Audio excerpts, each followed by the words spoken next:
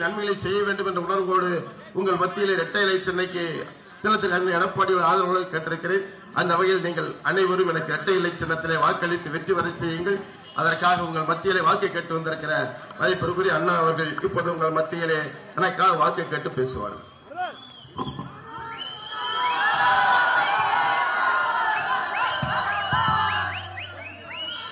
அன்பார்ந்த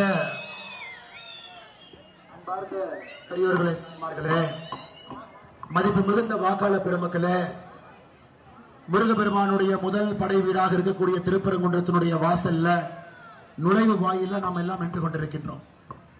அருமை சொந்தங்களே, இன்னைக்கு தமிழகத்தினுடைய ஒரு மூத்த அரசியல்வாதி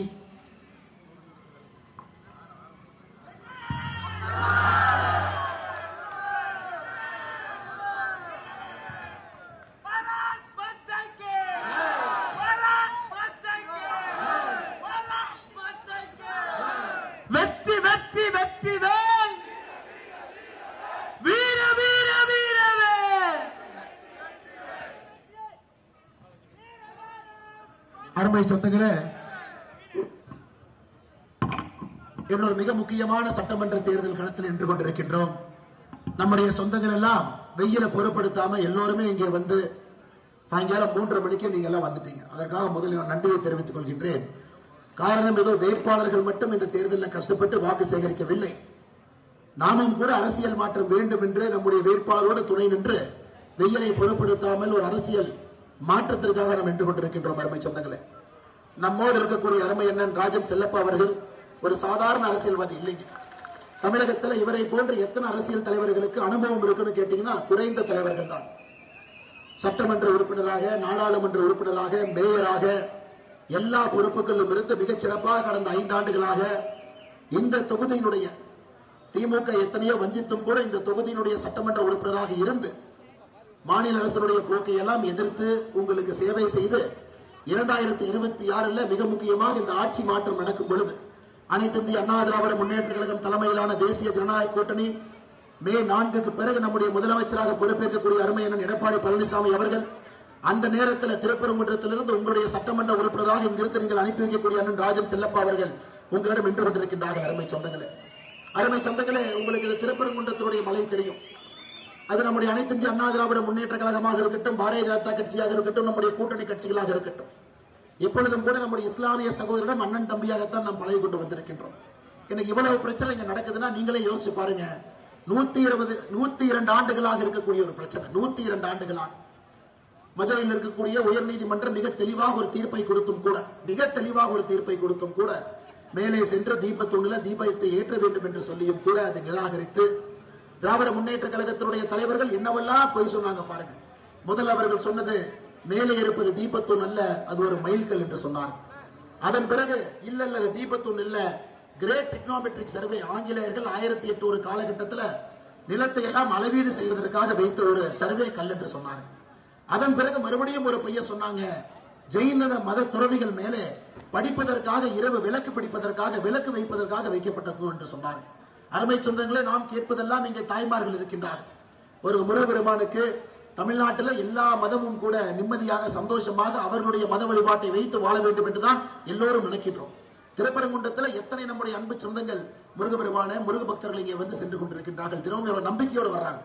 அவர்களுக்காக உயர்நீதிமன்றம் ஒரு கிளியர் கட் தீர்ப்பு, மிக தெளிவான ஒரு தீர்ப்பை கொடுத்தும் கூட மாநில அரசு வேண்டும் என்றே மத கலவரத்தை உருவாக்கி, ஒரு பிளவுத்தன்மையை உருவாக்கி, ஒரு பதற்ற சூழ்நிலையை திருப்பரங்குன்றத்திலே உருவாக்கி பல பிரச்சனைகளை உருவாக்கினார்கள்.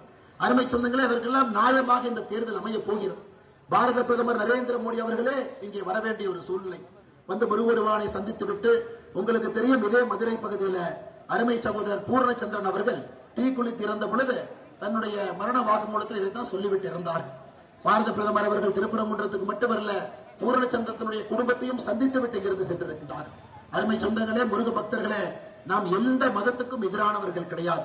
நாம் கேட்பதெல்லாம் முருகனை கும்பிடுவதற்கு நமக்கான உரிமையை மட்டும் நாம் கேட்கின்றோம், அவ்வளவுதான். உயர் நீதிமன்றம் ஒரு தீர்ப்பு கொடுத்தும் கூட அதை மதிக்காம பிரச்சனையை உருவாக்கி காவல்துறையை ஏவல் துறையாக பயன்படுத்தி அதன் பிறகு நீதிமன்றத்தில் போய் காவல்துறையினுடைய போலீஸ் கமிஷனர், மதுரை மாநகரத்தினுடைய போலீஸ் கமிஷனர் மன்னிப்பு கேட்க வேண்டிய அவலமான நிலையை நாம ஒரு ஜனநாயகத்தில் பார்த்தோம். மதுரையினுடைய ஆட்சியர் நீதிமன்றத்திற்கு போய் மன்னிப்பு கேட்டுவிட்டு வெளியே வந்தார். இன்றைக்கும் நீதிமன்ற அவமதிப்பு வழக்கு நடந்து கொண்டிருக்கிறது. அருமை சொந்தங்களே, நான் கேட்பதெல்லாம் இங்க இருக்கக்கூடிய இஸ்லாமிய சொந்தங்களுக்கும் கூட தெரியும். திராவிட முன்னேற்ற கழகம் தன்னுடைய வாக்கு வங்கிக்காக, ஒரு மலிவு அரசியலுக்காக வேண்டுமென்றே இதை பிரச்சனையாக்கி எத்தனையோ இந்து மக்களுடைய உணர்வை புண்படுத்தியிருக்கின்றார்கள், முருக பக்தருடைய உணர்வை புண்படுத்தியிருக்கின்றார்கள். தமிழகமே திருப்பரங்குன்றத்தை பார்த்துக் கொண்டிருக்கிறது. அருமை சொந்தங்களே, ஏப்ரல் 23ஆம் தேதி முருகனுக்காக நீங்கள் கொடுக்கக்கூடிய தீர்ப்பு ஒரு மிக முக்கியமான தீர்ப்பு. திருப்பரங்குன்றத்தில் உங்கள் தீர்ப்பெல்லாம் இந்த தொகுதியில இரட்டலை சின்னத்திற்கு அண்ணன் ராஜன் செல்லப்பா அவர்களுக்கு நீங்க தீர்ப்பு கொடுங்க. நீதிமன்றம் கொடுத்த தீர்ப்பை திமுக அரசு ஏத்துக்கல, ஆனா மக்கள் தீர்ப்பை ஏத்துக்கிட்டு தாங்க ஆகணும். நீதிமன்றத்தினுடைய தீர்ப்பை ஏத்துக்கல, அதை மதிக்கல, அதற்காக காவல்துறையை ஏவல் துறையாக மாற்றினார்கள்.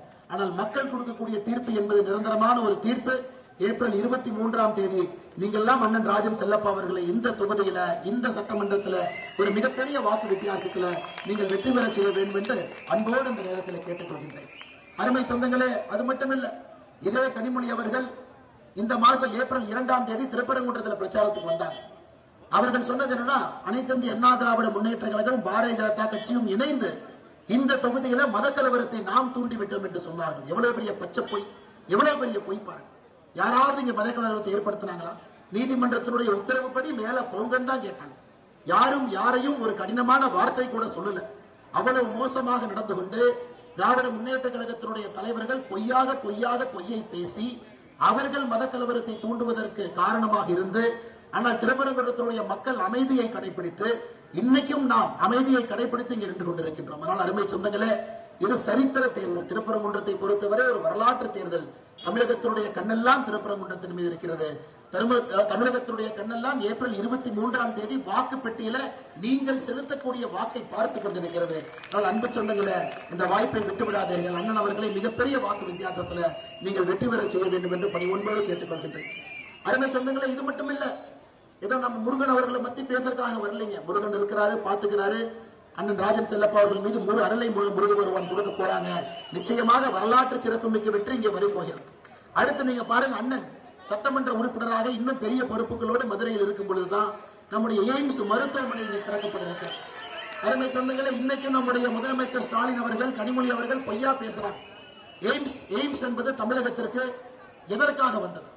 புரட்சி தலைவி அம்மா ஜெயலலிதா அவர்கள் வேண்டும் என்று கேட்டதற்காகத்தான் தமிழகத்திற்கு எய்ம்ஸ் வந்தது. அந்த நேரத்தில் மத்திய இணையமைச்சராக ஐயா பொன் ராதாகிருஷ்ணன் இருந்தாங்க. நம்முடைய பாரத பிரதமர் நரேந்திர மோடி அவர்கள் இந்தியாவுடைய பிரதமராக இருந்தாங்க. இந்தியா முழுவதும் எய்ம்ஸ் விஸ்தாரப்படுத்த வேண்டும் என்று நினைத்த பொழுது அதை மதுரைக்கு கொண்டு வர வேண்டும் என்று முடிவு செய்து மதுரைக்கு கொண்டு வந்தோம். காரணம், மதுரை இருந்தால் முழு தமிழகத்தில் இருக்கக்கூடிய மக்களும் இங்கே வருவார்கள். டெல்லிக்கு பிறகு தமிழகத்தில் தென்னிந்தியாவில் மிகப்பெரிய எய்ம்ஸாக இது இருக்க வேண்டும் என்று முடிவு செய்து மதுரைக்கு அந்த எய்ம்ஸ் கொடுக்கப்பட்டது. அதுவும் கூட திருப்பரங்குன்றம் இந்த தொகுதியில் எய்ம்ஸ் இருக்கு. அம்மா, உங்களுக்கு தெரியும், இந்த அக்டோபர் 26 நவம்பர் 26 அக்டோபர் நவம்பர் 26ல இன்னும் ஒரு 5-6 மாதத்துல எய்ம்ஸ் முழுவதுமாக திறக்கப்பட்டு மக்கள் பயன்பாட்டுக்கு வர இருக்கிறது. அன்னைக்கு நீங்க பாப்பீங்க, தமிழகத்தினுடைய மொத்த மக்களும் கூட ஒரு அதிநவீன சிகிச்சை வேண்டும் என்றால் திருப்பரங்குன்றத்தை நோக்கி தான் அவங்க வரணும். எய்ம்ஸ் அப்படிப்பட்ட ஒரு மருத்துவமனை கட்டி இருக்கின்றோம். அருமை சொந்தங்களே, இது சாதாரணமாக நீங்க நினைச்சிடாதீங்க. இன்னைக்கு இந்தியாவில் 10 எய்ம்ஸ் கல்லூரியை நாம் கட்டி இருக்கின்றோம். டெல்லிக்கு வெளியே 10 எய்ம்ஸ் கல்லூரி. அந்த 10லும் மிகப்பெரிய எய்ம்ஸ் மருத்துவமனை எது என்றால் மதுரையில் இருக்கக்கூடிய, திருப்பரங்குன்றத்தில் இருக்கக்கூடிய all India institute of medical science தான் அதுல பெருசுமையும். அது மட்டும் இல்ல, அனைத்து இந்திய அண்ணா திராவிட முன்னேற்ற கழகம் தன்னுடைய ஆட்சி காலத்தை முடித்து வெளியே வந்த பிறகு 2022 24 வரை ஒருவேளை எய்ம்ஸ் மருத்துவமனை கட்டிட்டா மோடி ஐயாவுக்கு பெயர் போயிரும், ஒருவேளை எய்ம்ஸ் கட்டி முடிச்சுட்டா அனைத்து இந்திய அண்ணா திராவிட முன்னேற்ற கழகத்துக்கு பெயர் போயிரும், ஒருவேளை எய்ம்ஸ் கட்டி முடிச்சுட்டா ராஜன் செல்லப்பாளருக்கு பெயர் வந்துவிடும் என்கின்ற ஒற்றை காரணத்திற்காக நில கையகப்படுத்துவதை தாமதப்படுத்தி அந்த எய்ம்ஸ் கட்டுகின்ற இடத்துல மரத்தை வெட்டுவதற்கான லைசன்ஸ் நம்ப மாட்டீங்க 8 மாசம் எடுத்துக்கிட்டாங்க. திராவிட முன்னேற்ற கழகம் அந்த பகுதியில் இருக்கக்கூடிய மரத்தை வெட்டுவதற்கு 8 மாதம் கழித்து தான் அனுமதியை கொடுத்தாங்க. ஸ்டாலின் அவர்கள் ஒரு மேடையிலும் இல்ல மத்திய அரசு பாருங்க எய்ம்ஸே கொடுக்கல நிலத்தையும் மரத்தை வெட்டுவதற்கான அனுமதி முறையாக கொடுத்திருந்தால் எய்ம்ஸை எப்பவோ நாம் திறந்திருப்போம். அருமை சொந்தங்களே, வேண்டுமென்றே தாமதப்படுத்தி அதன் பிறகு மத்திய அரசு நேரடியாக கையில் எடுத்து தாமதப்படுத்தினால உங்களுக்கு தெரியும் 1200 கோடி ரூபாயில முடிய வேண்டிய எய்ம்ஸ் மதுரை இன்னைக்கு 2021 கோடி ரூபாயில போய் நிக்குது. 800 கோடி ரூபாய் உயர்ந்திருக்கிறது. அதையும் மத்திய அரசு தான் போட்டுக்கிறாங்க. 1200 கோடி ரூபாயில செலவு செஞ்சிருக்கணும். இவர்கள் தாமதப்படுத்தி 2021 கோடியில மதுரை எய்ம்ஸ் என்று கட்டி முடிக்கப்பட்டிருக்கிறது. அக்டோபர் நவம்பர் மாதம் முழுமையாக பயன்பாட்டுக்கு வரும்.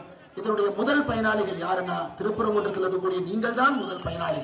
உங்களுக்கு அற்புதமான உலக தரம் வாய்ந்த ஒரு அற்புதமான AIIMS, all India institute of medical science வர இருக்கிறது.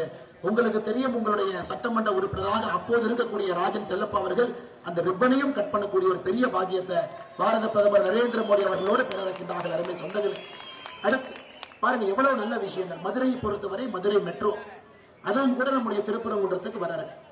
அந்த மதுரை மெட்ரோவும் கூட அண்ணன் எடப்பாடி பழனிசாமி அவர்கள் முதலமைச்சராக பொறுப்பேற்ற பிறகுதான் அந்த மெட்ரோவும் கூட தமிழகத்திற்கு வர இருக்கு. ஆனா எத்தனை பொய்கள், எத்தனை பொய்கள், எத்தனை பொய்கள். ஐயா, என் கையில லெட்டர் இருக்குது. இது மத்திய அரசு தமிழக அரசுக்கு எழுதிய லெட்டர். அதாவது மதுரை மெட்ரோ, கோயம்புத்தூர் மெட்ரோவை பத்தி லெட்டர் எழுதியிருக்கிறாங்க. இதுவரை இல்லாத ஒரு விஷயத்தை இது திருப்பரங்குன்றத்துல முருகபெருமான் முன்று உங்களுக்கு சொல்ல நினைக்கின்றேன்.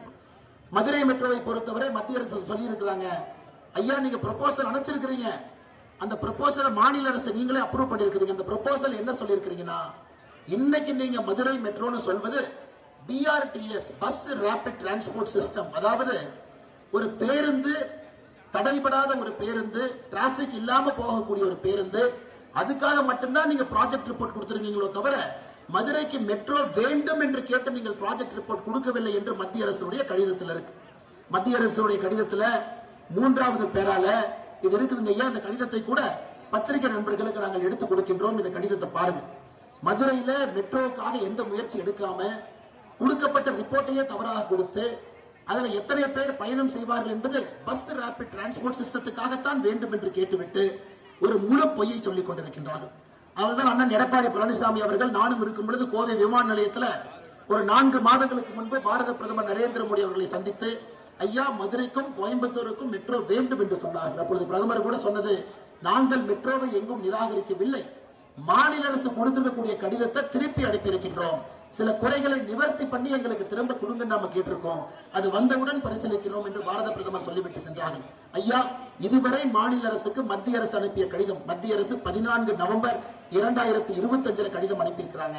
ஆனா தேர்தலில் அரசியல் குளிர்காய வேண்டும் என்கின்ற ஒற்றை காரணத்திற்காக மத்திய அரசு அனுப்பிய கடிதத்திற்கு இன்னும் கூட பதில் போடாம முதலமைச்சர் ஸ்டாலின் அவர்கள் மேடைக்கு மேடைக்கு புழுகு மூட்டையாக பொய்யை பேசிக் கொண்டிருக்கின்றார்கள். அருமை சொந்தங்களே, அதனால் மதுரையை பொறுத்தவரை பாருங்க, நம்முடைய அண்ணன் சட்டமன்ற உறுப்பினராக பொறுப்பேற்ற பிறகு எய்ம்ஸ் திறக்கப்பட்டிருக்கிறது. அண்ணன் சட்டமன்ற உறுப்பினராக பொறுப்பேற்ற பிறகு அண்ணன் எடப்பாடி பழனிசாமி அவர்கள் முதலமைச்சராக பொறுப்பேற்ற பிறகு மதுரைக்கு வரக்கூடிய எய்ம்ஸும் கூட, ஐயா ஒரு எய்ம்ஸ் கட்டுறதுக்கு மொத்தமாக 3 ஆண்டுகள் ஆகும். இந்த லெட்டரில் நம்ம தெரிவிச்சிருக்கிறோம். 3 ஆண்டுகள் ஒரு எய்ம்ஸ் முழுமையாக நிலத்தை கையில் எடுத்து எய்ம்ஸை கட்டி முடிச்சு மக்கள் பயன்பாட்டிற்கு கொண்டு வருவதற்கு 3 ஆண்டுகள். அண்ணனுடைய சட்டமன்ற காலத்தில் 2026 இருந்து 31 சட்டமன்ற காலத்தில் மிக வேகமாக டெல்லியில் இருந்து இதற்கான அப்ரூவலை வாங்கி நாம் கட்ட ஆரம்பித்து 3 ஆண்டுகள்ல மதுரை மக்களுடைய பயன்பாட்டிற்கு எய்ம்ஸ் வந்துவிடும் என்கின்ற அற்புதமான செய்தியும் சொல்லி பாரதிய ஜனதா கட்சி எய்ம்ஸ் வேண்டும் என்று நிற்கின்றோம். அனைத்து இந்திய அண்ணா திராவிட முன்னேற்ற கழகம் எய்ம்ஸ் வேண்டும் என்று நிற்கின்றோம். பாரதிய ஜனதா கட்சி மதுரை மெட்ரோ வேண்டும் என்று நிற்கின்றோம். அனைத்து இந்திய அண்ணா திராவிட முன்னேற்ற கழகம் மதுரை மெட்ரோ வேண்டும் என்று நினைக்கின்றோம். தேசிய ஜனநாயக கூட்டணி மதுரைக்கு மெட்ரோ வேண்டும் என்று நினைக்கின்றோம். நிச்சயமாக அது வரும் என்கின்ற ஒரு நம்பிக்கையும் உங்களுக்கு தெரிவித்து, அருமை சொந்தங்களை, இது போன்ற நல்ல விஷயங்கள் எப்ப நடக்கும் நீங்க சொல்லுங்க. அண்ணனுக்கு எதிராக நிற்கக்கூடிய வேட்பாளர் யார்? அதான் ரொம்ப ஆச்சரியங்க. அண்ணனுக்கு எதிராக நிற்கக்கூடிய வேட்பாளர், ஐயா நாம ஆண் பெண் என்று யாரையும் நாம் தவறாக பேசுவதில்லை. தாய்மார்கள் தேர்தலில் நிக்கணும், தாய்மார்கள் தேர்தலில் நிக்கணும், எந்த மாற்று கருத்தும் இல்லை. ஆனா அண்ணனுக்கு எதிராக நிற்கக்கூடிய அந்த வேட்பாளரை பாத்தீங்கன்னா அவர் மீது இருக்கக்கூடிய புகார்களை பாருங்க. கிருத்திகா தங்கபாண்டியன் மேல் இருக்கக்கூடிய புகாரை பாருங்க. கிரிப்டோ கரன்சி அதை திருடியதாக ஒரு வழக்கு, கிரிப்டோ கரன்சியை திருடியதாக ஒரு வழக்கு, கொலை மிரட்டல் வழக்கு, இதெல்லாம் இந்த வேட்பாளர் அவர்கள் தன்னுடைய பிரமாண பத்திரத்துல இத்தனை வழக்குகள் இருப்பதை அவங்களே சுட்டி காட்டி இருக்கிறாங்க. அவருடைய கணவன் இன்னும் ஒருபடி மேல போயிட்டாங்க. கணவன் மீது 2006 18 வயதுக்கு கீழே இருக்கக்கூடிய ஒரு சகோதரிக்கு பாலியல் வன்கொடுமை செய்து அதற்கான தண்டனை 2016 10 ஆண்டுகள் பெற்று அது உயர்நீதிமன்றத்திற்கு போய் அந்த தண்டனை நிறுத்தி வைக்கப்பட்டிருக்கிறது. அப்ப கணவனும் மனைவியும் நீங்களே சொல்லுங்க, உங்களுடைய சட்டமன்ற உறுப்பினராக வருவதற்கு தகுதி படைத்தவர்களா? நீங்க சொல்லுங்க, தகுதி படைத்தவர்களா? இங்கிருக்கக்கூடிய வேட்பாளர் என்பது கிரிப்டோ கரன்சி திருடி 2 கொலை மிரட்டல் வழக்கு இதெல்லாம் இருக்கு. கணவனை பொறுத்தவரை இப்படிப்பட்டது. அது மட்டும் இல்லை அருமை சொந்தங்களே, இன்னைக்கு இங்க இருக்கக்கூடிய திராவிட முன்னேற்ற கழகத்தினுடைய வேட்பாளர் நீங்க சாதாரணமா நினைச்சிடாதீங்க. திராவிட முன்னேற்ற கழகத்தினுடைய வேட்பாளர் மதுரையினுடைய லோக்கல் பிளானிங் அத்தாரிட்டியில ஒரு உறுப்பினராக இருக்கின்றார். அந்த பதவியை கூட ராஜினாமா பண்ணல. ஏன்னா அவருக்கு தெரியும் இந்த எலெக்ஷன்ல தோக்க போறாங்க, தோத்த பிறகு மறுபடியும் அதே பதவிக்கு போயிடலாம். அதனால தைரியமாக இந்த பதவியை கூட ராஜினாமா செய்யாம இதே தொகுதியில திராவிட முன்னேற்ற கழகத்தினுடைய வேட்பாளராக போட்டியிட்டுக் கொண்டிருக்கின்றார். இதுவும் கூட ஆபீஸ் ஆஃப் ப்ராஃபிட்டுக்கு கீழே இதை தேர்தல் ஆணையமே நிராகரித்திருக்க வேண்டும். ஸ்க்ரூட்டினி செய்யும் பொழுது அவருடைய நாமினேஷன் ஃபார்மை தேர்தல் ஆணையமே நிராகரிச்சிருக்கணும். அதனால் அவர் பெறக்கூடிய வெற்றி எந்த காலத்திலும் செல்லாது, அது தோல்வி மட்டும்தான். அருமை சொந்தங்களே, அவருக்கு அது தெரிஞ்சுதான். ஏன்னா ரிசைன்மெண்ட் வந்து அந்த பதவியும் போய்விடும் என்கிறதுக்காக ஒப்புக்கு சப்பானியா அண்ணன் ராஜன் செல்லப்பா அவர்களை எதிர்த்து யாரும் வெற்றி பெற முடியாது என்பது திராவிட முன்னேற்ற கழகத்துக்கு தெரியும். எப்பொழுதுமே இந்த கோயிலுக்கு வெளியே பார்த்தீங்கன்னா ஒரு பக்கர ஆட்டை கொண்டு வந்து துலுக்கி தலையாட்டு பாம்பாங்க. அந்த மாதிரி ஒரு வேட்பாளரை கொண்டு வந்து 3 முறை தலையாட்டு நிறுத்தி வைத்திருக்கின்றார்கள். அந்த வேட்பாளரும் தெளிவாக ஐயா நாம் எதை ரிசைன் பண்ணாம வந்துருவோம், தோத்த பிறகு மறுபடியும் போய் அதே பொறுப்பில் இருக்கின்றோம் என்கின்ற நம்பிக்கையில் இந்த வேட்பாளர் வந்திருக்கின்றார். இதையெல்லாம் எதற்காக உங்களுக்கு சொல்லுகின்றேன் என்றால், நம் முன் இருக்கக்கூடிய வேட்பாளர் யார் என்பதை முழுமையாக நாம் தெரிந்து கொள்ள வேண்டும். ஒரு மனிதர் 60 ஆண்டு கால அரசியல்ல புரட்சி தலைவர் டாக்டர் எம்ஜிஆர் ஐயாவுடைய காலத்திலிருந்து புரட்சி தலைவி அம்மா அவருடைய ஆட்சி காலத்தில் மிகப்பெரிய பொறுப்புகளை எல்லாம் பார்த்து மதுரை மேயராக இருக்கும் போது இதாங்க ஆச்சரியம். மதுரையினுடைய மேயராக இருக்கும் பொழுது 2011 16 வரை இதே மனிதர் நம் பக்கத்தில் இருக்கக்கூடிய அந்த அற்புதமான மனிதர் மதுரையினுடைய மாநகராட்சி இந்தியாவிலே சிறந்த மாநகராட்சியில் ஒரு பட்டம் வாங்கிட்டு வர்றார். அந்த பட்டம் என்பது அவருக்கு பெருமை, உங்களுக்கு பெருமை, மதுரைக்காரர் எல்லாத்துக்குமே பெருமை. ஆனா இன்னைக்கு மதுரையில மேயரே காணா. எங்கேயே மேயரை காணானா 200 கோடி ரூபாய் ஊழல் செய்து மேயர் ராஜினாமா பண்ணிட்டாங்க. மேயருடைய கணவர் பிடிஆர் அமைச்சருக்கு மிக நெருக்கமான ஒரு மனிதர். அதை நம்ம அப்புறம் பேசுவோங்க ஐயா. அது ஒரு பெரிய பஞ்சாயத்து. அதன் பிறகு இன்னைக்கு இந்தியாவில் 10 லட்சம் பேருக்கு மேல வசிக்கக்கூடிய நகரம் 40 நகரம் இருக்குதுங்க. 10 லட்சம் பேருக்கு மேல 40 நகரம். 40 நகரத்துக்கும் சுத்தப்பட்டியல் போட்டாங்க மத்திய அரசு. சுரக்ஷா விருது என்று 40 நகரமும் எப்படிப்பட்ட சுத்தமாக இருக்கிறது ஐயா. கட்ட கடைசி 40 நகரத்துல 40வது இடம். இந்தியாவிலே மோசமான ஒரு நகரம் தூய்மை அடிப்படையில எப்படிப்பட்ட ஒரு விருதை வாங்கி கொடுத்திருக்கிறாங்க பாருங்க. மதுரையை பொறுத்தவரை கட்ட கடைசியாக அதிக குப்பை இருக்கக்கூடிய மாநகரமாக மாற்றிவிட்டு திராவிட முன்னேற்ற கழகம் நெஞ்சுரத்தோடு எப்படி வெளியே வந்து வாக்கை கேட்கிறாங்க. ஒரு குப்பை மேடாக மதுரையை மாற்றிவிட்டு உங்கள்கிட்ட வாக்கு வேற கேட்கிறாங்க. அது எந்த மனிதருக்கு எதிராக கேட்கிறாங்க? 2011 16 வரை சிறந்த மாநகராட்சி என்று விருது வாங்கிய மனிதருக்கு எதிராக கடைசியில கொண்டை நிறுத்திட்டு, அதுவும் இரண்டு ஊழல் பேர்வழிகளை கிரிப்டோ கரன்சி திருடிய வழக்கு, 16 வயது பெண்ணின் மீது பாலியல் வன்கொடுமை செய்த வழக்கு இருக்கக்கூடிய கணவர் 2 பேரும் தைரியமாக வந்து வேட்பாளர் என்று திருக்குறள் நின்று கொண்டிருக்கின்றார்கள். அருமை சொந்தங்களே, நீங்கள் நிராகரிக்கிறது ஒரு பக்கம் இருக்கட்டும், டெபாசிட் கூட அவங்க வாங்கக்கூடாது. அப்படி செய்யும் பொழுது மட்டும்தான் திருப்பரங்குன்றத்தினுடைய குரல் ஐயா முருகபெருமானுக்காக திமுகவுக்கு எதிரான ஓட்டு நம்ம போட போறோம். முருகபெருமானுக்காக திமுகவுக்கு எதிரான ஓட்டு போட போறோம். அண்ணன் ராஜன் செல்லப்பா அவர்களுக்காக வேட்பாளருக்கு எதிரான ஓட்டு போட போறோம். ரெண்டையும் சேர்த்துனீங்கன்னா அந்த வேட்பாளருக்கு டெபாசிட் கூட திருப்பரங்குன்றம் தொகுதியிலே கிடைக்கக்கூடாது என்கின்ற ஒரு செய்தியும் கூட இந்த நேரத்திலே உங்களுக்கு சொல்வது என்னுடைய கடமையாக இருக்கிறது. அருமை சொந்தங்களே, அது மட்டும் இல்ல, இன்னைக்கு மதுரை உயர வேண்டும் என்றால் பாரத பிரதமர் நரேந்திர மோடி அவர்கள் நேரடியாக நம்முடைய முதலமைச்சராக வரப்போகின்ற அண்ணன் எடப்பாடி பழனிசாமி அவரோடு நேரடி ஒரு சம்பர்க்கம் இருக்க வேண்டும். மதுரையை பொறுத்தவரை நிறைய நிதி கொண்டு வரணுங்க, ஏகப்பட்ட நிதி கொண்டு வரணும். மதுரை இன்னும் தரம் உயர்த்தி இந்தியாவுடைய சிறந்த நகராக ஆக்க வேண்டும் என்றால் 2 மனிதர்களும் அவர்களுக்குள்ள பரஸ்பர ஒரு உறவு இருக்கும். ஆந்திரால பாருங்க, சந்திரபாபு நாயுடு அவர்களுக்கும் பாரத பிரதமர் நரேந்திர மோடி அவருக்கும் அந்த உறவு இருக்கு. பீகார் பாருங்க, நிதிஷ்குமார் அவர்களுக்கும் மோடி அவர்களுக்கும் உறவு இருக்கு.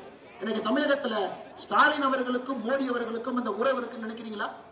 இதே ஸ்டாலின் அவர்கள் அவர் போய் கெஞ்சி மோடியை கூப்பிடுவார், ஐயா நான் ஒரு செஸ் போட்டி நடத்துறேன், எனக்காக தமிழ்நாட்டுக்கு வாங்க. மோடி அவர்களை பொறுத்தவரை வேண்டாம் என்று சொல்ல மாட்டார். ஸ்டாலின் அழைத்ததற்காக இன்டர்நேஷனல் செஸ் ஒலிம்பியாடுக்கு வந்தார். மேடையிலே வைத்து நம்முடைய மோடி அவர்களை அசிங்கப்படுத்தி அனுப்பியதுதான் ஸ்டாலின் அவருடைய சாதனை. அதனால் நம்ம நன்றாக புரிந்து கொள்ள வேண்டும். பாரத பிரதமரை மதிக்கக்கூடியவர் ஐயா, நம்ம நல்லா புரிஞ்சுக்கணும். அனைத்து இந்திய அண்ணா திராவிட முன்னேற்ற கழகம் இந்தியாவில் இருக்கக்கூடிய அரசியல் கட்சிகள்ல ஒரு தனித்தன்மை வாய்ந்த கட்சி. இதற்கு நாங்க 1977 தேர்தலிலிருந்து கூட்டி கழிச்சு பாருங்க. ஒரு பிராந்திய கட்சி 77க்கு பிறகு இத்தனை முறை ஜெயிச்சு ஆட்சிக்கு வந்திருக்கிறாங்கன்னா அதிக முறை ஜெயிச்சது அனைத்து இந்திய அண்ணா திராவிட முன்னேற்ற கழகம். திராவிட முன்னேற்ற கழகம் கூட அவ்வளவு ஜெயிச்சது. அதனால பாரதிய ஜனதா கட்சியை பொறுத்தவரை பொய்யை சொல்லுகின்றார்கள். ஐயா யாரும் டெல்லிக்கு கட்டுப்பட வேண்டிய அவசியம் இல்லை, யாரும் டெல்லிக்கு அடிமை இல்லை. டெல்லிக்கு அடிமையாக இருக்கக்கூடிய ஒரே கட்சி திராவிட முன்னேற்ற கழகம் மட்டும்தான் தமிழகத்தில்.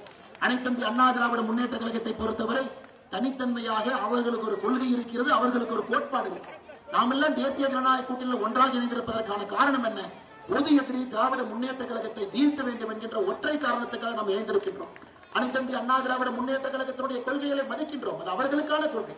பாரதிய ஜனதா கட்சிக்கு ஒரு கொள்கை இருக்கிறது. நாம் யாரையும் எப்பொழுதும் தொந்தரவு செய்ய போவது இல்லை. இதையெல்லாம் புரிந்து கொள்ளாம மேடைக்கு மேடை பொய்யை மட்டும் பேசி திராவிட முன்னேற்ற கழகத்தினுடைய தலைவர் திரு ஸ்டாலின் அவர்கள் சுத்திக் கொண்டிருக்கின்றார்கள். அருமை சொந்தங்களே, எந்த பொய்யை சொன்னாலும் கூட நீங்க நம்பக்கூடாது. மதுரையை சுத்தமான நகராக மாற்ற வேண்டும் என்றால் திமுக யாருமே மதுரையில பொறுப்பில் இருக்கக்கூடாதுங்க ஐயா. திமுக யாரும் பொறுப்பு இருக்கக்கூடாது. மேயரும் இருக்கக்கூடாது, எம்எல்ஏ இருக்கக்கூடாது, யாரும் இருக்கக்கூடாது.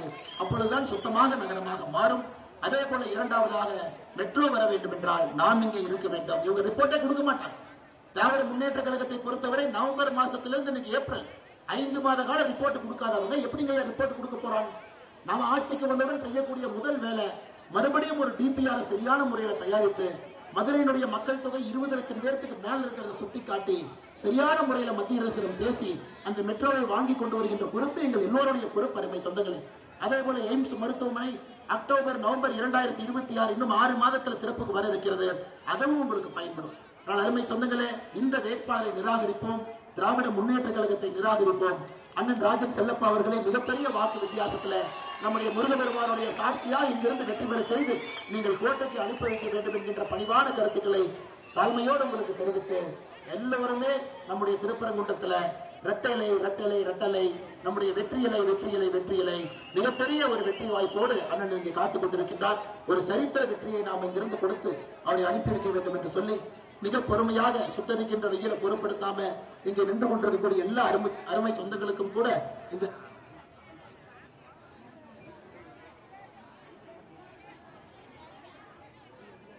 இந்த நேரத்தில் உங்களுக்கு நன்றியை தெரிவித்த அருமை சொந்தங்களே, அங்கே நம்ம சகோதரிகள் நின்று கொண்டிருக்கின்றார்கள். அங்க பாத்தீங்கன்னா நம்முடைய கோயில் வாசல்ல சகோதரிகள் நின்று கொண்டிருக்கின்றார்கள், விளக்கோடு நின்று கொண்டிருக்கின்றார்கள். அவங்க கேட்கிற நான் என்னங்க, உயர் நீதிமன்றம் கொடுத்த தீர்ப்பை நாங்கள் அதை தீர்ப்பை மாநில அரசு மதிக்க வேண்டும் என்று வந்த பொழுது இவர்களெல்லாம் கைது செய்யப்பட்ட தாய்மார்கள், அங்க தாய்மார்கள் யார் நின்று கொண்டிருக்கின்றார்களோ விளக்கோடு, இந்த தாய்மார்கள் எல்லாம் கைது செய்யப்பட்ட தாய்மார்கள். இன்னைக்கு அவர்கள் கேட்பதெல்லாம் நியாயம் நியாயம் நியாயம் மட்டுமே, வேற எதுவுமே அவங்க கேட்கல. உயர் நீதிமன்றத்தினுடைய தீர்ப்பு அதை மதிங்க. நாம் யாருக்கும் எதிரானவர்கள் கிடையாது. எல்லா மதமும் அவர்களுக்கு என்ற கோட்பாடுகள் இருக்கு. அதனால அருமை சொந்தங்களை, இன்னைக்கு பாருங்க எல்லோரும் நம்மிடம் தீர்ப்பு கேட்கிறாங்க. அதனால் மக்கள் தீர்ப்பே மகேசன் தீர்ப்பு. அருமை சொந்தங்களே, ஏப்ரல் 23ஆம் தேதி மிக தெளிவாக நாம் இருக்க வேண்டும். உங்களுடைய தீர்ப்பு வரலாற்று சிறப்புமிக்க தீர்ப்பாக இருக்கட்டும். திராவிட முன்னேற்ற கழகத்தினுடைய ஆட்சி தூக்கி எறியப்படுவது மட்டுமல்ல, திருப்பரங்குன்றத்துல இரட்டைலை வெற்றி பெற்று முருகபெருமானுடைய அருளை நிலைநாட்டி தமிழகத்திலிருந்து வரக்கூடிய பக்தர்களுக்கெல்லாம் துணையாக இந்த ஆட்சி இருக்கட்டும் இருக்கட்டும் இருக்கட்டும் என்று சொல்லி எங்கிருக்கக்கூடிய அம்மாக்களுக்கெல்லாம் நாங்கள் ஒரே ஒரு வேண்டுகோள் வைக்கின்றோம். உங்களுடைய உணர்வுகளை மதிக்கிறோம் அம்மா. வெயில்ல வந்து நீங்க எல்லாம் தீபத்தோடு நின்று கொண்டிருக்கின்றீர்கள். உணர்வுகளை மதிக்கின்றோம். நிச்சயமாக நம்முடைய வருகின்ற சட்டமன்ற உறுப்பினர் அண்ணன் ராஜன் செல்லப்பா அவர்கள் எப்பொழுதும் உங்களோடு இருப்பார்கள். உங்களுடைய உணர்வுக்கு மரியாதை கொடுத்து வருகின்ற காலத்தில் நல்லது நடக்கும் என்று சொல்லி இந்த அற்புதமான நேரத்தில் இங்கே வந்திருக்கக்கூடிய எல்லா நம்முடைய அன்பு சொந்தங்களுக்கும் கூட நன்றி கலந்த வாழ்த்துக்களை வணக்கங்களை மற்றும் ஒரு முறை தெரிவித்து, அருமை சொந்தங்களை சுற்றிருக்கின்ற வெயில பொருட்படுத்தாம வந்திருக்கிறீங்க. மறந்தும் இருந்து விடாதீர்கள், இருந்தும் மறந்து விடாதீர்கள். ஏப்ரல் 23ஆம் தேதி நம்முடைய வெற்றி சின்னமான இரட்டலை சின்னத்துக்கு திருப்பரங்குன்றத்துல பெருவாரியான வாக்கு வித்தியாசத்துல நீங்கள் வெற்றி பெற செய்ய வேண்டும் என்று பணிவன்போடு கேட்டுக்கொண்டு என்னுடைய உரையை முடித்துக் கொள்கின்றேன். அருமை சொந்தங்களே, நம்முடைய தலைவர்கள் எல்லாம் என்னோடு நின்று கொண்டிருக்கின்றார்கள். அவர்களுக்கெல்லாம் நன்றி சொல்ல வேண்டிய நேரம் இப்ப என் கையில் இருக்குதுங்க ஐயா. அனைத்து இந்திய அண்ணா திராவிட முன்னேற்ற கழகத்தினுடைய மூத்த தலைவர்கள் எல்லாம் நம்மோடு இருக்கின்றார்கள். இந்த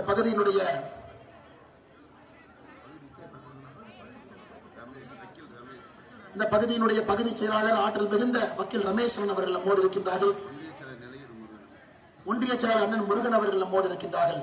அதே போல மேடையில் இருக்கக்கூடிய எல்லா அனைத்து இந்திய அண்ணா திராவிட முன்னேற்ற கழகத்தினுடைய தலைவர்களுக்கும் தொண்டர்களுக்கும் நெஞ்சார்ந்த வாழ்த்துக்களை வணக்கங்களை தெரிவித்துக் கொள்கின்றேன்.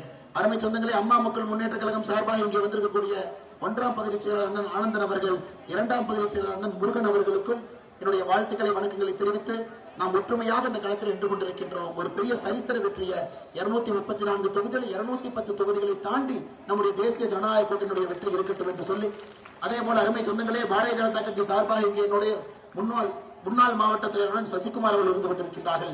இன்று இருக்கக்கூடிய நம்முடைய மாவட்ட தலைவர் அண்ணன் சிவலிங்கம் அவர்கள் இந்த திருப்பரங்குன்றம் போராட்டத்தை தன்னுடைய நெஞ்சிலே சுமந்து மிகச் சிறப்பாக நம்மை வழிநடத்திக் கொண்டிருக்கின்றார்கள். அவருக்கு வாழ்த்துக்களை தெரிவித்து நம்முடைய பொதுச் செயலாளர்கள் அண்ணன் ராக்கப்பன் அவர்கள், நம்முடைய கோபாலகிருஷ்ணன் அவர்கள், மேடையில் இருக்கக்கூடிய எல்லா நம்முடைய தை ராஜானன் அவர்கள், KP வேல்முருகன் அவர்கள், முருகன் அவர்கள், ராமலிங்கம் அவர்கள், சரவணன் அவர்கள் எல்லோருக்கும் வாழ்த்துக்களை தெரிவித்து, பத்திரிகை நண்பர்களுக்கும் நன்றியை தெரிவித்து, உணர்வோடு எங்களோடு இருங்கள்.